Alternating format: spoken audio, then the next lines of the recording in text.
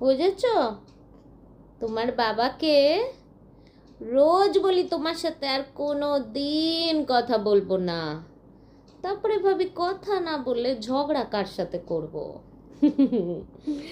তাই জন্য আবার কথা বলতে শুরু করে দিই। বুঝেছ? তোমার বাবা হচ্ছে চিরকালের ছাত্র, কোনো দিন আর শিখতে পারে না। সব সময় বলে আমি তো বুঝতেই পারিনি, আমি তো ভাবতেই পারিনি।